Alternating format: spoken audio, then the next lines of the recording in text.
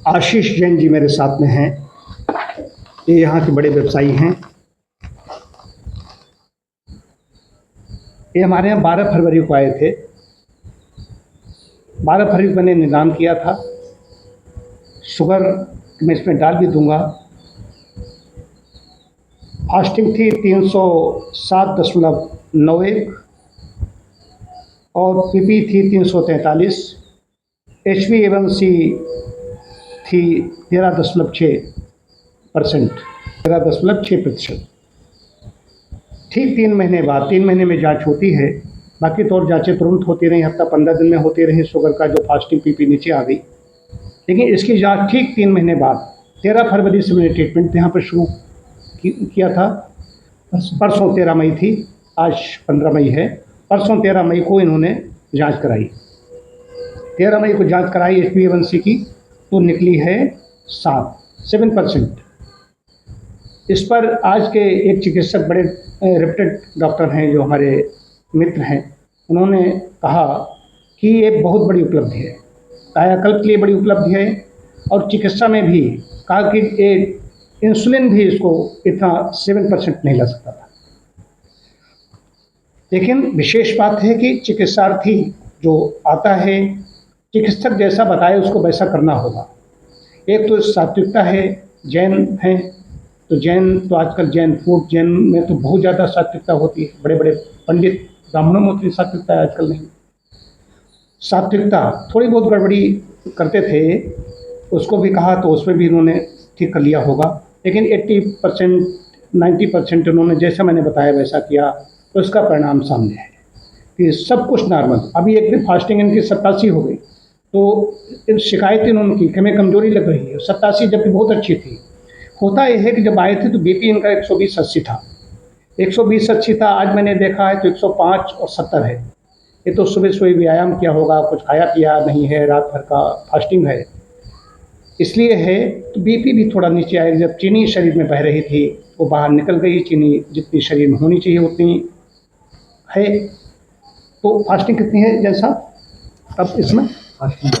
अच्छा, वैसे नहीं, कब की थी? 4-5 दिन पहले करी थी 105 थी। अब 100 के आसपास फास्टिंग चल रही है। पीपी भी कभी कभी पीपी नहीं कर, वो सब नॉर्मल चल रहा है। 7 आ गई, लेकिन मैं चाहता हूँ ये 5.7 होनी चाहिए, जितना होना चाहिए HbA1c। जो ब्लड शुगर है इसको रिवर्स किया जा सकता है, इसको पहले जैसा बनाया जा सकता है, लेकिन चीनी खाने लायक नहीं बना सकते। अगर कोई, जो लोग कहते हैं कि हम कुछ भी खाओ नहीं चलेगा। मैंने मीठे फल कह दिए खाने के लिए, आम भी खा लेते हैं। अब तो जन साहब स्वयं बताएंगे। जन साहब बताइए, यही बात जो मैंने कही, मैं जो बोल रहा हूँ। अच्छा, वैसे भी आपकी फाइल है हमारे सामने, आप मुझे भेज देंगे, आपने भेज दिया होगा, उसको मैं दे दूँगा। जो पहले की रिपोर्ट है 13.6 और ठीक 3 महीने बाद 13 मई को, बीच में 1 हफ्ते का करीब गैप भी है, कहीं इधर उधर आना जाना हुआ, तो उसमें है करीब 3.25 महीने के 30 या 90, करीब 80 से 85, 82, 83 सीटिंग हैं यहाँ पे उपचार की। तो उसमें संशोधन चिकित्सा की गई, जैसा मैंने बताया। डॉक्टर अभिषेक पांडे हैं, ये हमारे यहाँ पर जूनियर हैं, इन्होंने सारी जैसा मैंने बताया वैसा किया। तो टीम का भी योगदान होता है। तो चिकित्सक और चिकित्सार्थी जब दोनों मिलते हैं तब बात बनती है। खाली चिकित्सक ठीक है, चिकित्सार्थी गड़बड़ कर रहा है, पथ्य के नियमों का पालन नहीं कर रहा है, तब भी लाभ नहीं होगा। चिकित्सक गड़बड़ कर रहा है कि कुछ भी खाओ, मेरा दिमाग मत खाओ,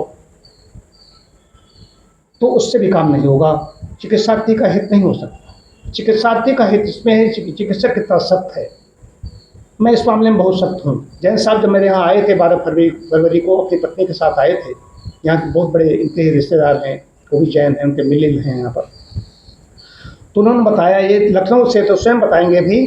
तो मैंने कहा था कि जैन साहब कायाकल्प में आप आ रहे हो, कायाकल्प केंद्र में जो आता है वो सोच 20 बार सोचता है कि कैसा मैं आहार। मैंने कहा आपके शरीर पर मेरा अधिकार हो गया है, यही मैंने कहा था। शरीर पर मेरा अधिकार हो गया है, आपका अधिकार नहीं रहा। जो मैं चाहूँगा वही आप इसमें डालेंगे, मेरे अनुसार ही पथ्य के नियमों का पालन करेंगे, तो आप यहाँ पर आना। मैंने बहुत सख्ती की थी। मैं लेना ही नहीं चाहता था, अगर सही पूछो मैं लेना नहीं चाहता था। हमने कहा कि खुद इधर उधर हो जाएंगे, इतना नियमों का पालन नहीं कर पाएंगे। लेकिन इन्होंने, इनकी पत्नी ने भी कराया। अगर इन्होंने कुछ गड़बड़ी की तो पत्नी ने बताया, मैंने उनसे कहा तो उन्होंने वैसे ही किया। आज उसका रिजल्ट है। जैसा बताइए कैसा लग रहा है? तो बड़ा सुखद एहसास है। जब हम यहाँ आए थे तो हमें उम्मीद नहीं थी कि जो है हम कोई फल वगैरह भी खा पाएंगे जो मीठे हैं, क्योंकि हमसे यही कहा गया था कि शुगर में मीठे फल नहीं खाए जाते हैं। तब आपने बड़े विश्वास से कहा था कि जैन साहब हम आपको आम भी खिलाएंगे। हाँ हाँ हालांकि आम तो सबसे ज़्यादा पसंद ही है, हाँ, सभी को होते हैं, हाँ, हाँ। हमें भी पसंद है। तो फिलहाल अब हम आम भी खा लेते हैं हाँ। और सारे फल खा लेते हैं सभी प्रकार से, और शरीर में चुस्ती और स्फूर्ति रहती है, आनंद रहता है। पूरे दिन वर्किंग करते हैं, कहीं कोई थकान नहीं होती है। बहुत अच्छा। तो ये है, तो नियमों का जो पालन करता है, सिर्फ नियमों का पालन करना है। डायबिटीज़ पे डायबिटिक डाइट दी जाएगी, रेमेटिक प्रॉब्लम है उस पर रेमेटिक डाइट दी जाएगी, ओबेज व्यक्ति है उसको वैसी डाइट दी जाएगी। अन्न ही औषधि है। वेद कहता है फल पाकांता औषधि। जो फल पक जाते हैं उनको झाड़ कर रख लेते हैं। फल से मतलब क्या है? जो फसलें समूल, फल पकने के साथ में समूल फसलें सूख जाती हैं, उनको काटते हैं, उसके बाद में उनकी मड़ाई होती है, उनको घर में रख लेते हैं, उनको औषध कहा गया है। तो अन्न ही औषधि है। लोग समझते हैं कि नेचुरोपैथी में कुछ करते नहीं, ऐसे ठीक हो जाता नहीं। संशोधन चिकित्सा की जाती है यहाँ पर। जो अंदर के टॉक्सिन्स हैं उनको डिटॉक्स करते हैं यहाँ पर। जो प्रकृति ने 4 रास्ते बनाए हैं मल निकालने के, मलाशय, मूत्राशय, त्वचा और फेफड़े, उनके लिए टॉक्सिन्स को बाहर निकालते हैं। नए टॉक्सिन, सबसे डायबिटिक डाइट थी, नई शुगर अंदर न पहुँचे, वैसा मैंने डाइट चार्ट बनाया।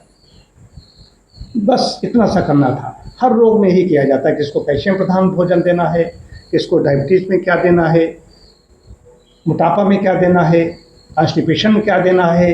पथ्य बदल जाता है। चिकित्सा में पथ्य मुख्य चीज़ है। तो लोग कहते नहीं मेडिसिन क्या है, लोग जानते मेडिकल स्टोर पर जाते वही औषध है, ऐसा नहीं है। औषध जो अन्न है, जो रसोई में पकाया जाता है, उसको रोज़ हम खाते हैं, जिससे हमारे शरीर काम करने योग्य, देह काम करने योग्य बनती है, ये है औषध। ये इतनी उत्कृष्ट औषध है, इससे शरीर हमारा स्वस्थ रहता है, शरीर को पुष्टि मिलती है, तुष्ट मिलती है, स्वाद मिलता है और देह काम करने योग्य बनती है। यह है अन्न औषध की परिभाषा। और अगर कदाचित कोई रोग हो जाता है तो थोड़ी देर के लिए, कुछ समय के लिए कुछ चीज़ों पर ब्रेक लगा दिया जाता है। लेकिन शुगर में क्या है, शुगर में चीनी का सदैव प्रतिबंध रहेगा, चीनी पर प्रतिबंध रहेगा। चीनी हम नहीं खिला सकते, चीनी से बनी चीज़ें नहीं खिला सकते। चीनी खाएंगे तो समस्या बढ़ेगी।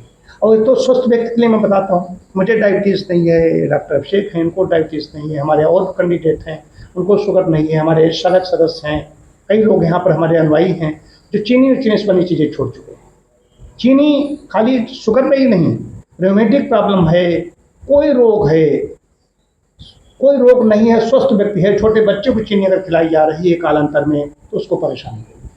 चीनी सबसे ज़्यादा खराब चीज़ अगर कोई है तो चीनी। चीनी शरीर जितनी चाहिए होती है, रोटी, चावल, आलू, आम, केला, जो भी हम मीठे फल लेते हैं इनसे सबसे मिलती रहती है। शरीर को चीनी बहुत ज़्यादा आवश्यकता नहीं होती। ये समझने की बात है। आशीष जी, आप जैन जी, आपने जैसा बताया प्रसन्नता इस बात की, वैसा आपने किया।